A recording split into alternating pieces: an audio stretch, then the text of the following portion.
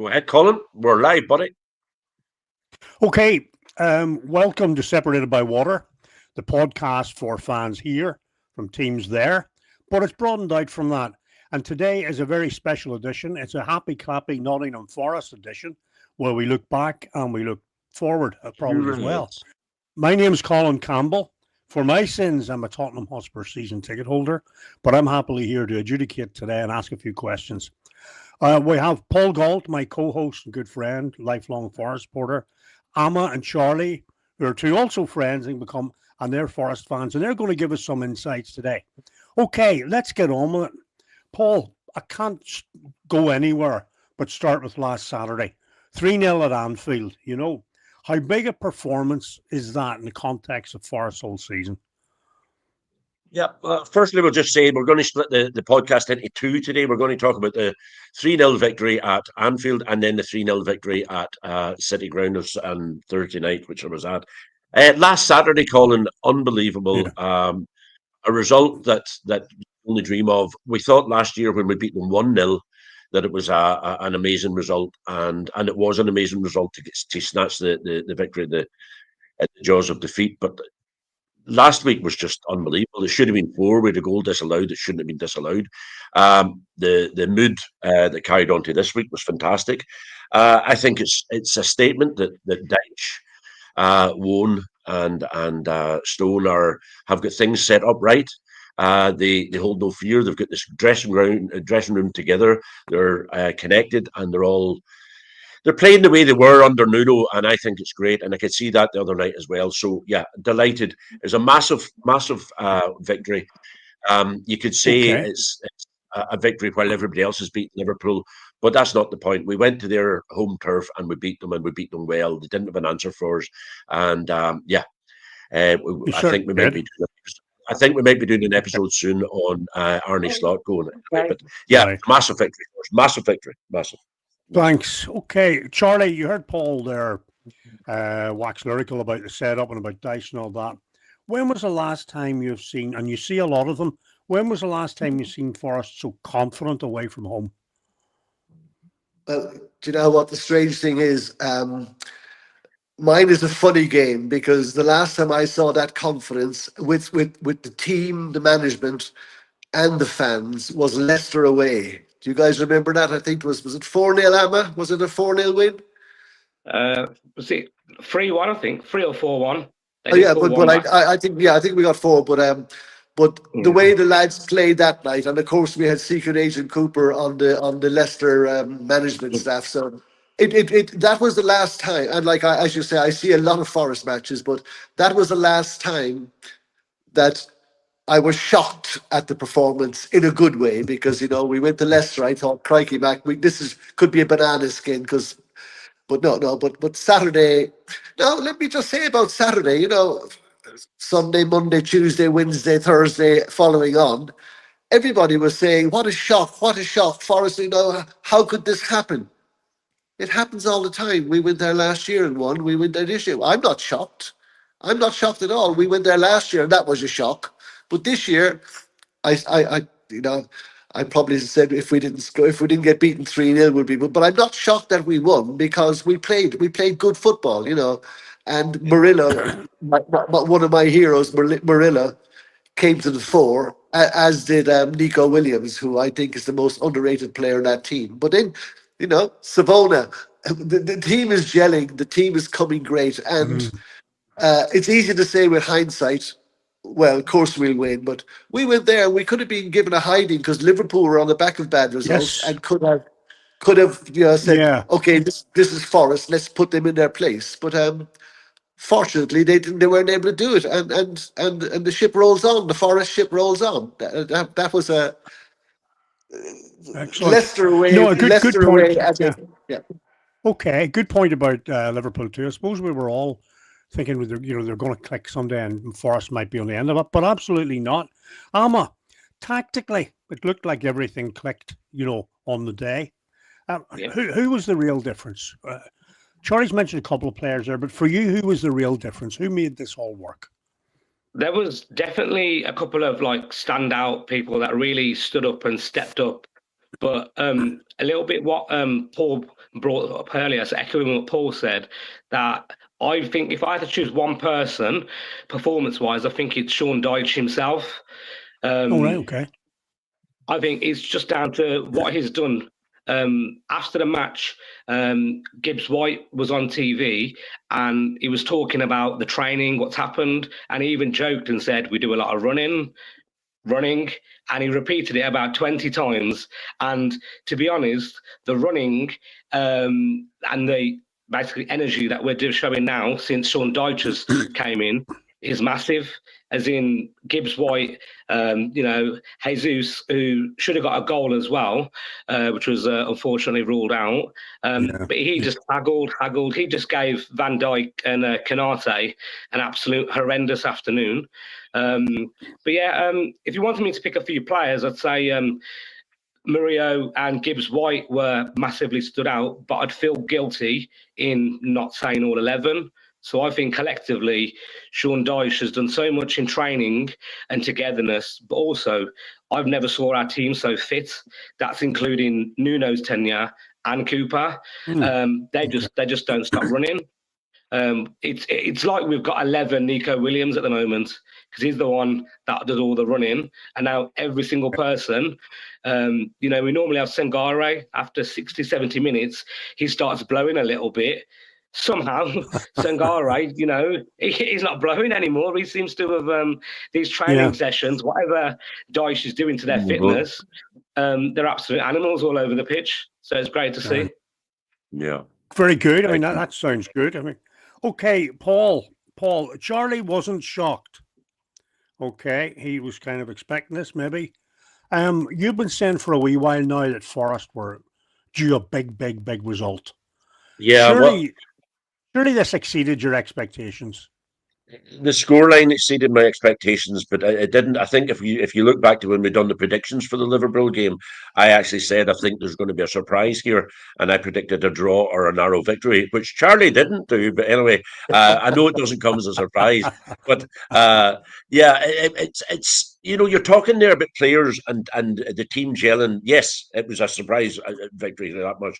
I read a stat that the average Forest player ran 6.5 kilometers more than any of the Liverpool players during that match.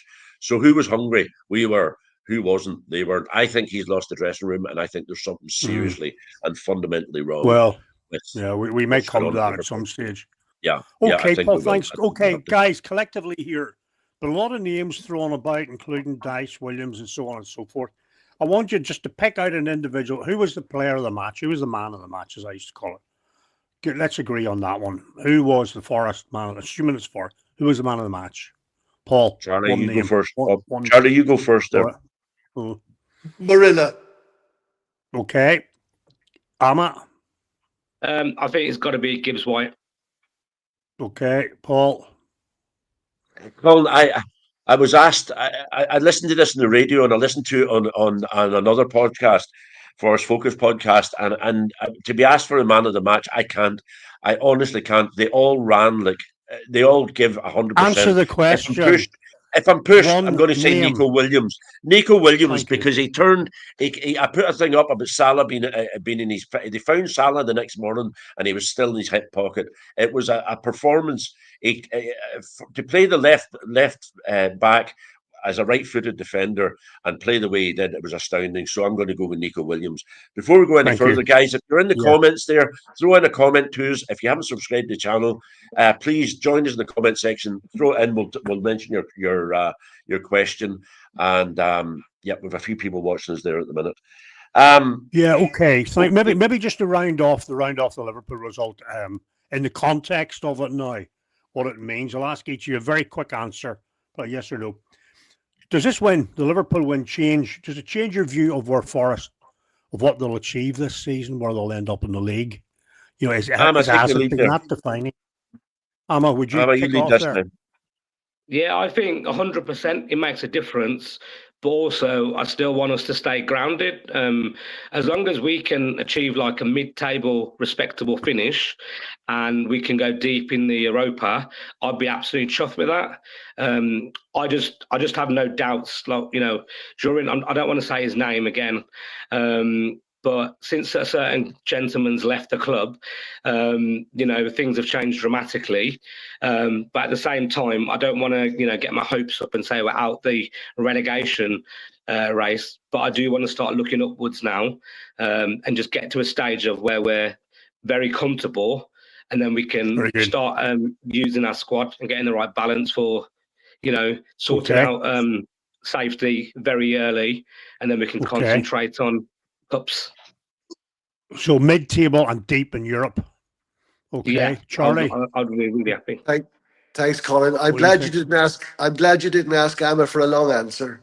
My answer is yes. It's changed my outlook dramatically, and yes, it's onwards and upwards. Yeah. Splendid. Okay. Yeah, I couldn't agree more. I agree with both there. I'm sitting way up on the plane on the way home last night. And Colin, you're talking about effort. It has to be said. I texted Charlie yesterday evening. I was home. I flew. Charlie was driving. It was after midnight before we got home, and you were talking about the effort that players must make for a team, and we expect the effort to be back. We're making an effort to go over and see them and come and watch them, and the effort should be like Charlie wasn't at me midnight. I wasn't at me 8 o'clock. Yeah. So I'm just throwing that in there because that's, as you said when we were chatting earlier, that's what we're about. We're about separated by water. This is our ethos. The podcast ethos is we're the fans, by the fans, for the fans, and we always take a fan's point of view.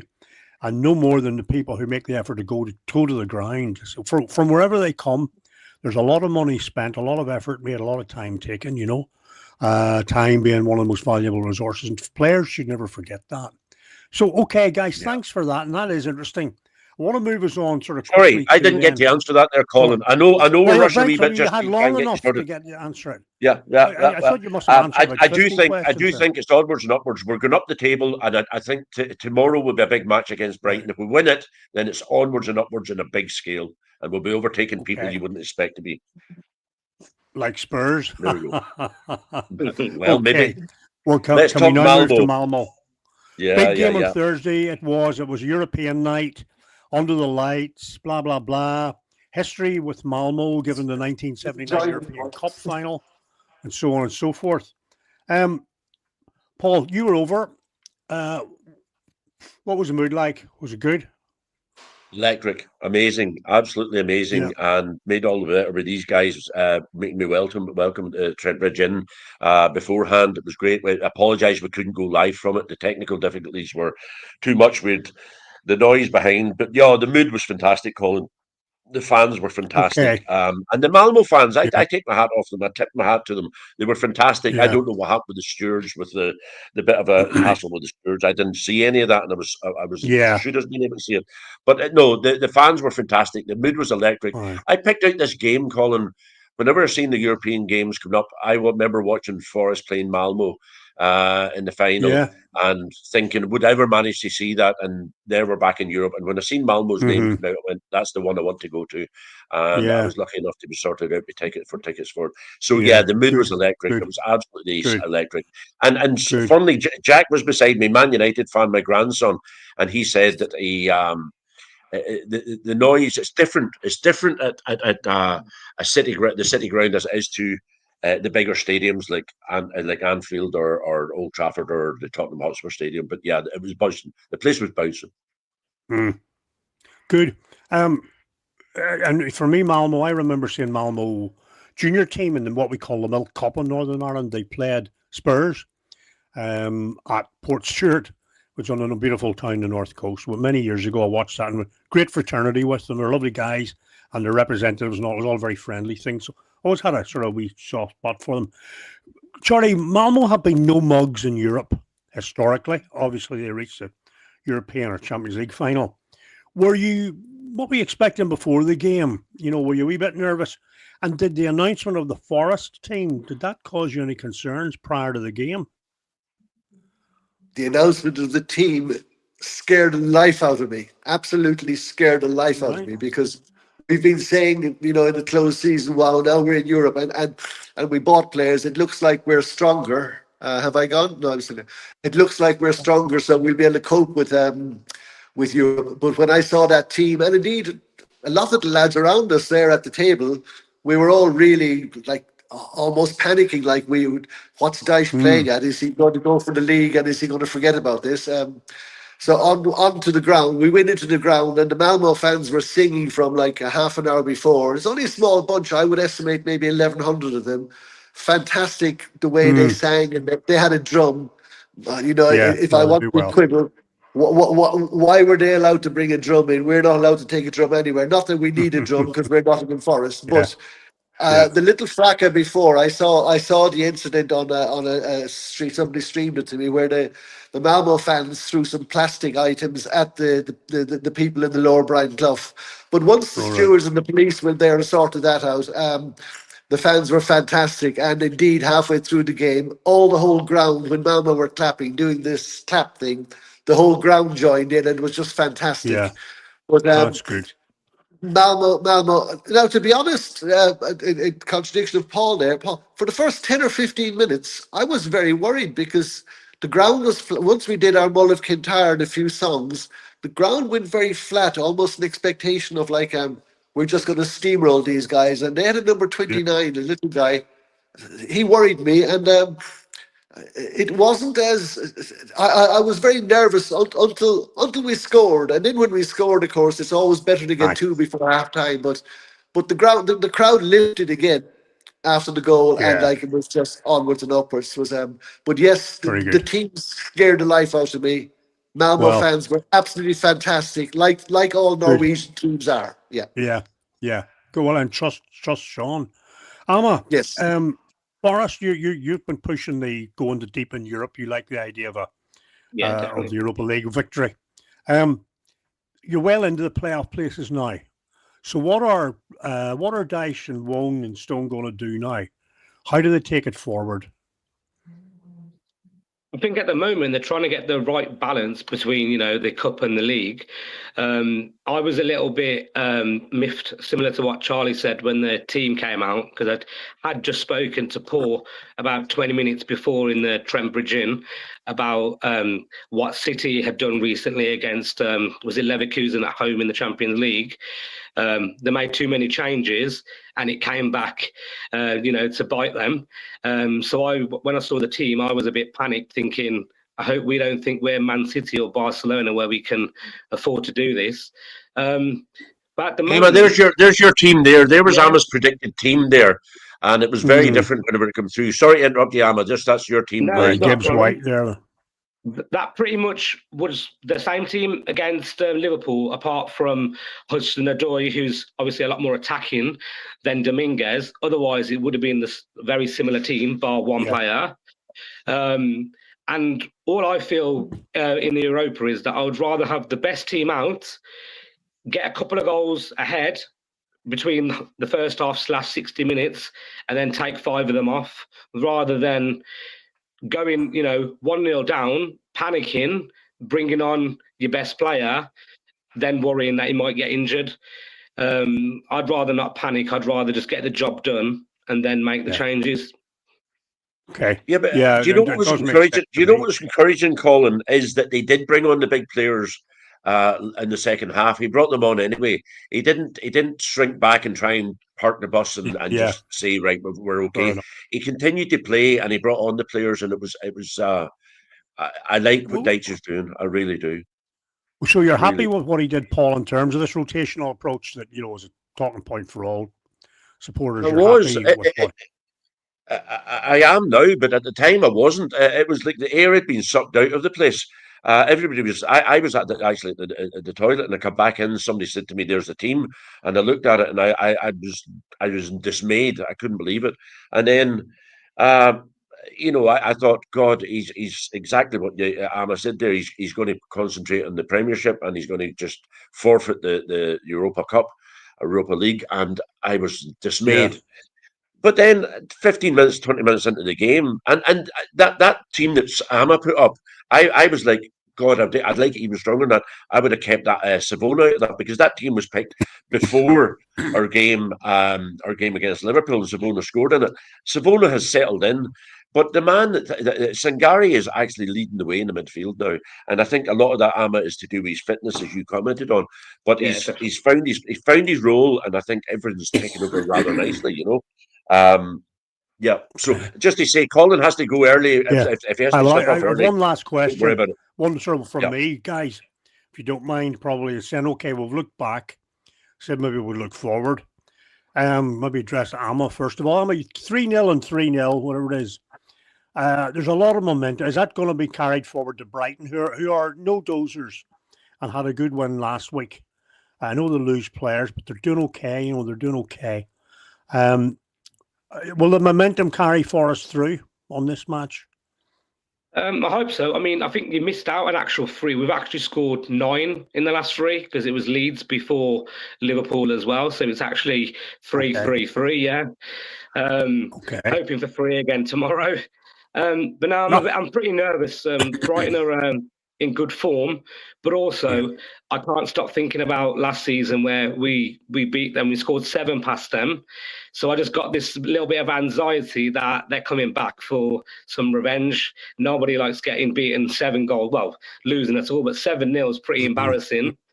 So I feel like they're going to come back with a bit of vengeance tomorrow. So it'd be interesting, but Dyche has gave me confidence. So I'm still confident that we'll win. Yeah, good. It's a game to look forward to, I think, really. Yeah. A quick prediction from each of you. Paul, you give me a quick prediction on that one? No, you know. Prediction, I think 2 or 3-0. I think we're going to keep on going. I think Sales has got his confidence back. I'm going to go 2 or 3-0. Yep. Okay, Charlie. 0-3 to Brighton. Oh God, Charlie. What did he say? Charlie, what are you doing to us? Only that Colin's in a hurry. You come in with only because you're in a hurry, Colin. If I could just say to you, coming home last night, just very quickly, I was listening to some obscure radio at 12 o'clock at night, and in Ireland we have a company called 3, which is like a telephone company. Oh yeah, yeah. And then all of a sudden, this guy from the 1950s came on with this song. It was 3 is the magic number, and I thought to myself, forgetting and I said, Jeannie Mac, maybe we're going for 3. Good things happen in 3s, and maybe we'll win again on Sunday. But I have to be negative because all positives come out there, and it's fantastic. Well, 3 is my lucky number. 3 is my chosen number. My shirt jersey when I played football, I was 3. I was born on the 3rd, so I'd like Spurs to get a 3 myself. Guys, well, look, that's great. Charlie, Amma and I are going to carry on. Colin, before you go, just give you a couple of minutes on tonight's game with Fulham. How do you think you're going to do? Spurs Fulham.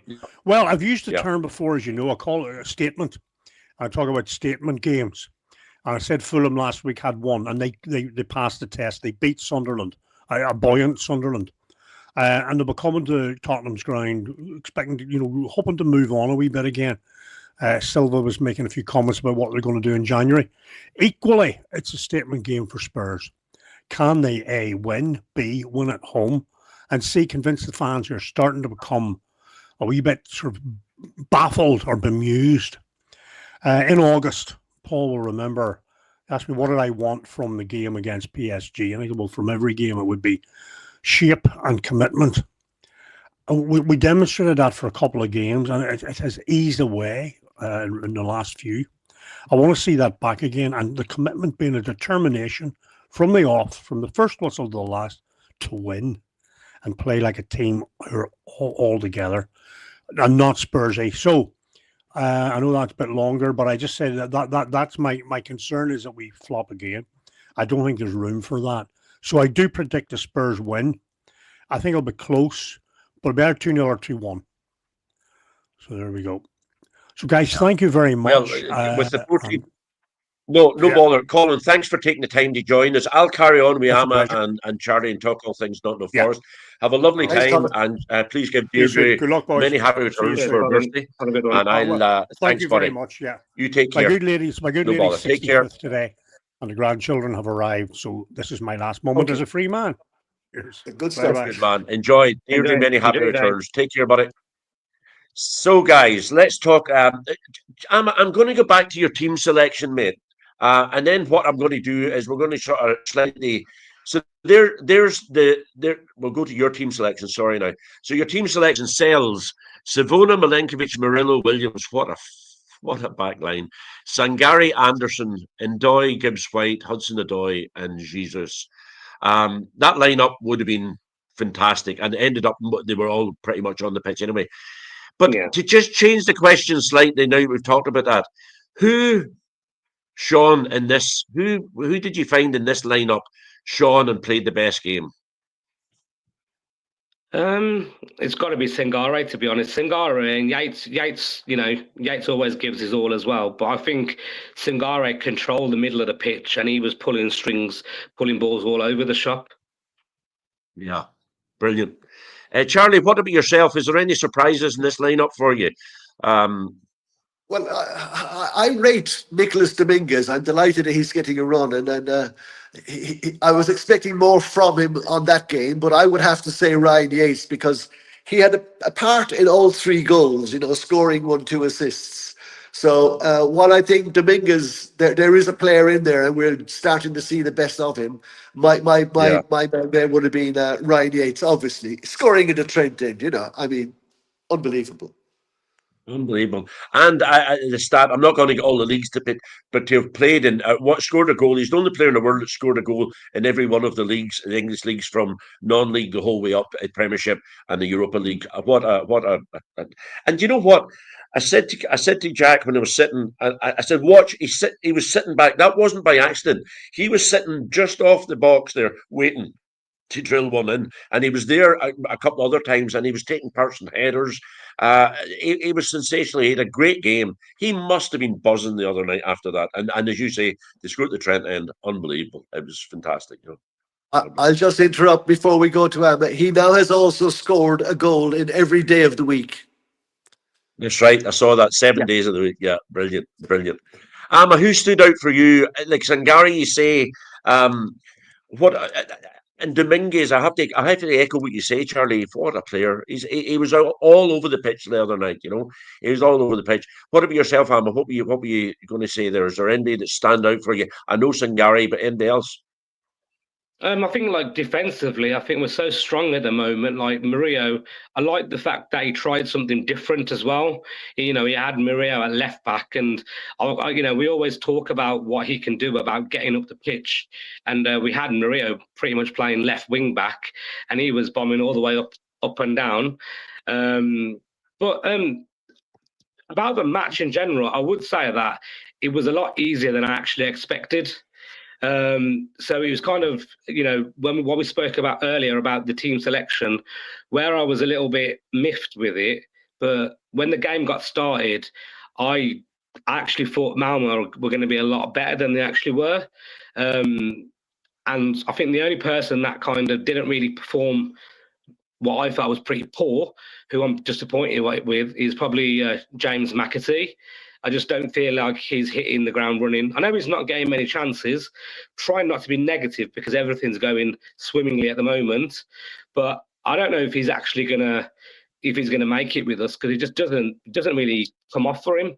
He's made quite a few mistakes, a few dodgy corners as well, straight out of it's just I don't know if it's a confidence thing because he's not playing, but.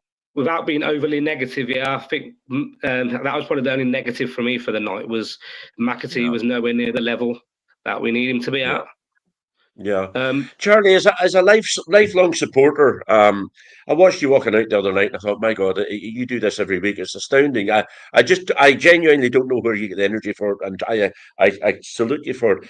What will a good run in this Europa League mean to Nottingham Forest supporters? What will it mean? Oh, it'll be, look, myself and Fran, look, also, if Forest got relegated, I would do exactly the same in the Championship anyway, as I have done. But what would a run in, what would a Europa run, like myself and Fran, I'm sure Emma's probably the same. We're secretly hoping that we finish in the top 24 so we get another away European game. That's the truth, because we're just loving the away games, as myself, Emma, we did at Austria that time, Emma. But Yeah. a European run would be even as it is now. The whole place is buzzing coming out last night, or Thursday night. Just the fact that we're in Europe, and all the negativity, all the doubting Thomases who've all said to us, "Oh, you're going to get relegated. Look where you are. Look where you are." We had 39 days of insecurity on our season. That's been cured, and the Malmo result. I mean, look, we probably should have won one more game in Europe, but the European run is giving us a chance, or giving our fringe players a chance, and maybe get into the team, and it's boosting everything. It's just bringing a whole lift to the whole. There was almost full house the other night, only that Mao didn't sell their allocation. That's good financially for the club, and of course, more people will want to go the next game and the next game. It's what do they say? If a high tide lifts all ships, there's some saying, but That's it. the That's European. it. Yeah, and the European run coinciding with the result at Anfield, and maybe we shouldn't just be looking at the result at Anfield, but the result at Anfield was huge for us. That was huge for confidence, and it was the right time and the right stepping stone of what Dyche, Rowan, and Stone are trying to do. It's the whole look. I'm smiling. The whole thing is like the early part of last year again. Just fantastic. It is. Just It unbelievable. is. And I'm a great believer in momentum in football is a massive thing, that if you start losing that momentum, the negative momentum can drag you down and the positive momentum can pull you up. Can you see this momentum taking us into the Brighton game tomorrow, or tomorrow? Do you think the momentum will carry on? Yeah, I think momentum is absolutely crucial. Even like before Ange went, I feel like every time we had a corner, I had some sort of anxiety knowing what was going to happen. But now, the confidence and the momentum at the moment, I'm going into tomorrow. Even though I said that I've got that respect for Bryson, a bit nervous, but at the same time, I am very confident that we're going to score at least 2 to 3 goals, just through how we've changed, how we approach matches, the cohesion, and just for the fact that how much everyone's hungry and determined now. It's a different team. I don't want to say it's like last season, because I feel like Dyche, this is Dyche now. It's not Dyche has got us to how Nuno had us. This is Dyche has got us to how Dyche wants us. It is very similar to last season. But no, I'm just excited, and everything's going in the right direction now. Yeah, Charlie, just on Deitch and Woan and Stone, I have this feeling that there's something historic is taking place at our club. I really do, and I don't say that lightly. I don't think Deitch is in there like the fire, the gatekeeper trying to quench the fire of negativity and defeating. I think that he's there, and I think he's going to be there for a long time. And I have a feeling that these 3 guys, their desire to be there is going to carry on. Do you feel any of that? Do you know what I'm talking about? Absolutely, and I read a comment from Woney the other day. He on summer. He said that Sean Dyche came to stay with him for 5 months, and then went down in Compton Acres where he lives, and then Stoney came, and he said it was like the Three Musketeers. Look, I think Forest was made for these 3 boys. I think that the Agreed. Forest setup, we were very lucky to have Marinakis to make this happen. Now, if I can just, I'm sorry, Colin is gone, because I don't like to offend anybody, or any, I wouldn't offend anybody, but I'm just saying, in my opinion, there are 3 frauds in the Premiership. It's Klopp, Amorim, and the Spurs manager, Frank. Oh, Frank. And Yep. they're 3 frauds. They've got jobs that they won't be in for. They won't be there for the long term. But our 3 amigos, yes, I can't see them doing. Look, not because they're out, just because of the whole. Even watching them on the sideline, there's no egos. There's no egos in them. I think they are there, and Marinakis will not fall out with them as quickly as he fall out with if he did fall out with Nuno. I think they're there for the long haul. Yeah, and I hope they are. They're brilliant. Yeah, I think so too. Ahmed, are you happy with these 3 guys? Do you think they can take us along the whole way? Can you? Yeah, no, I was chuffed initially anyway, and now the progress you can see straight away. Fantastic. It's what's also quite refreshing for me is that we've got a bit of a managerial thing that when we get an ex-legend or an ex-player, it doesn't always tend to go well. We've had O'Neill more recently, we've had Psycho, and it always, it doesn't end the way you want, and it's a little bit upsetting. But so the start that we've made initially with this, that I'm chuffed because it's always nice to get that feeling of the passion through the management team going to the fans as well. So it's exciting. I'm very happy. Yeah, so am I. I'm very happy as well. Guys, we've had no comments tonight. I'm rapidly running out of questions and I'm just not ready to finish yet. So if you're watching us and you've any questions, throw in a question for us, please, and we'll read it out to the guys. Okay, guys, I'm going to ask you three predictions. We have Brighton, then with Wolves, and then with Everton. Charlie, if we start with you, Brighton, you've already said you think we're going to get beat 3-0. I don't agree with it. I couldn't agree with you less, to be honest, than that. Wolves and Everton. Then give me your prediction for them two games as we're getting into them. Okay. Well, it's a stonewall certain Gibbs White is going to score there because he's got to do the old Gibbs White, hasn't he? So I really don't like forecasting us winning, but I'm going to go out on a limb here. Forest 3, Wolves. No, Forest 3-0. 3-0 Yeah. at Wolves. Yeah. And Everton away. Everton Yeah. away, is it? Oh. Yeah. Everton are performing more than much as I dislike that goalkeeper. Oh God, you see, I'm back to the negativity because I think Everton will probably bring us down to earth with maybe a 2-0 win. Sorry. Hammer. And it's a bonus. Yeah, exactly. It's always a bonus. Yeah. Hammer, what do you think? Yes, I think Well, for the tomorrow. first Start one, with tomorrow. What's the score for tomorrow? Did you? And yeah. maybe you already give me that prediction. I don't know. Yeah, no, tomorrow I think I'm going to stick with the 3 theme. It's going to be 3-1 to Forest. I think we'll concede 1, but I can see us getting 3 still. Exact same scoreline against Wolves. Pretty interesting for me because I was born in the Black Country, so it's a bit of a derby in my head. And then Everton is the game where the 3 goals is going to dry up. But I think and hope that it's going to be 1-1, and I'll happily take that away at a new stadium. Yeah. So I'm going to give you my prediction before we finish up. I'm going to give you, I think we'll win tomorrow. I think we'll beat Wolves. I think it could be a massive game, and I think we could score a lot of goals. And I fancy Jesus for a hat trick that day. And Everton, I'm going to go for a 1-1 draw. I think they'll quell us a bit, but I don't think they'll beat us. And at that stage, we should be up past any fear of the relegation zone, and I think we should be fine. I'm just excited. I'm really excited about our season ahead now. And what a bad start to the season. Imagine if we did Sean Dyche before the season had begun and had him in place. The positivity, I think he's got these guys singing just the way you want them. I often say that our players are misfits from like Hudson-Odoi coming from Chelsea. So not a misfit. That's an unfair. But they come to us having expected to excel somewhere else, and they come to us, and the players maybe need an arm around them. And I think Dyche and these two guys are perfect to do that for them. Anyway, guys, I want to say thank you very much for your hospitality and friendship the other night at the game. It was fantastic. I really enjoyed it. The tickets we had were exceptional. We were right down. We could have touched the pitch. It was perfect. And thanks very much, Amma. Your debut on the podcast went very well. Thank you. Your contribution is always very good. Is there anything you want to add before we finish up?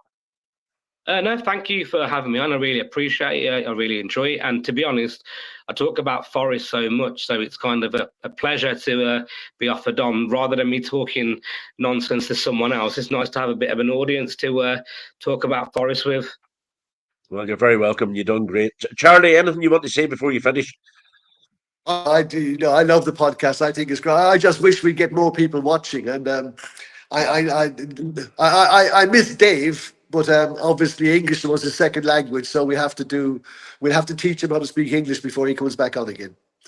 Dave's coming back for the Spurs. We're going to do something with Dave and the Spurs one, and we'll have you all on one time. Maybe around Christmas we'll do a Christmas special whenever everybody's at home. Feel really sorry for themselves. I have a funny story for you. I remember whenever I'm a great fan of the Forest Focus podcast, and it sort of maybe inspired me to come up with this idea with Colin, and we set it up and we just run with it. And we don't expect to ever make money from this. We just do it for a bit of fun. But I remember getting into the Trent Nav. It was a Man United FA Cup game, and Mikey Clark was sitting, and I went, "Hi, Mikey," and and I was walking out the toilets the other night in the Trent Bridge Inn, and a guy said to me, "Are you Paul from the podcast?" And I went, yeah. And he says, "Can I get a photograph taken with you?" And I nearly fell through the floor. I was like, nobody wants to get a photograph taken with me. So maybe we will get some viewers in the future that we can build it up. But it's slow. It's built up slowly. We've 150 odd subscribers. And yeah, we'd like to take it higher and get more viewers. We are slightly different that we're doing Spurs and Forest, that we're not just getting one fan base, and maybe maybe that's a problem that people don't want to hear us talking about Spurs as well. But we try to keep it mixed and keep it, balanced. But anyway, thanks, guys. Thanks once again, and look forward to the game. No doubt I'll be texting you over the weekend, and we'll discuss it. Thank you very much, Emma. Charlie, thank you very much. Colin, thank you very much for coming on. And you, Reds, is right. Colin, thanks very much for coming on and putting yourself under pressure. And many happy returns to Deirdre 65 today. Thanks, guys. Enjoy the weekend and enjoy our games. Well done, Emma. Take care, kids. Oh, we have a final message in there. Thank you. Lone Despair, thank you. You're welcome. Thanks for listening to us, and take care. All the best, guys. Thank you.